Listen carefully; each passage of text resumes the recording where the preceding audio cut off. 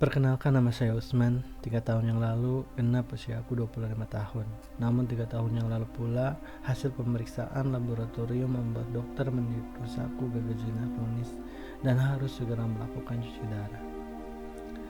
Dengan usia yang begitu muda itu, kenyataan yang begitu menyakitkan tak dapat kuterima. Namun dengan seiring berjalannya waktu, akhirnya aku bisa menerima semuanya dengan lapang dada. Dan kini, setiap Rabu dan Sabtu pagi, kupacu kaki ini menuju sebuah rumah sakit yang telah kuanggap sebagai rumah keduaku. Karena di rumah sakit ini adalah saksi akan perjuanganku antara hidup dan mati. Bukan hanya sekali, namun beberapa kali. Rumah sakit ini bernama Ciputra Hospital, Citra Raya, Tangerang.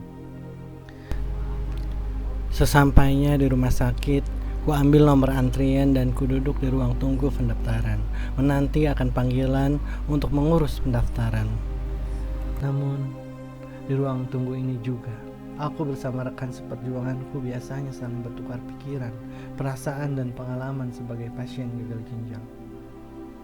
Terkadang kami juga saling bercanda, tertawa bersama melupakan sejenak akan apa yang dirasa dan diderita.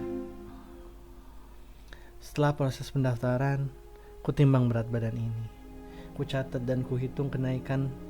Semakin sedikit kenaikan berat badan, semakin baik. Dan sebelum ku rebahkan badan ini pada bed perawatan, ku cuci kedua tanganku di wastafel dengan sabun. Setelah itu baru kupasrahkan diri ini pada perawat yang akan membantuku melakukan proses cuci darah di bed perawatan. Setelah perawat mempersiapkan mesin, tibalah saat dimana prosedur yang sangat menegangkan, yaitu saat jarum fistula ditusukkan ke tangan. Sungguh rasanya terkadang sakit, perih, namun juga terkadang tak terasa apa-apa. Tapi satu yang kukhawatirkan, yaitu terjadinya pembengkakan. Saat dimana semulang telah disambung dan darah mulai ditarik ke mesin, dimulailah proses cuci darah. Ya, sebuah proses di mana darah pasien dialirkan ke dalam mesin untuk difilter dari zat-zat sisa metabolisme tubuh yang tidak lagi berguna. Begitu pula dengan kelebihan cairan, ikut difilter dan dibuang. Kemudian darah yang telah bersih hasil fertilisasi dialirkan kembali ke tubuh pasien. Begitulah prosesnya, terus menerus. Proses ini membutuhkan waktu sekitar 4,5 jam. Ya, waktu yang cukup panjang dan melelahkan, bahkan membosankan. Namun inilah yang harus aku jalani. Karena kini cuci darah bukan lagi sekedar rutinitas bagiku, namun juga kebutuhan. Layaknya makan dan minum. Karena tanpa cuci darah, aku akan kelebihan cairan. Aku akan keracunan sisa metabolisme tubuh. Dan aku mungkin tak akan bisa merasakan akan hangatnya sinar mentari lagi.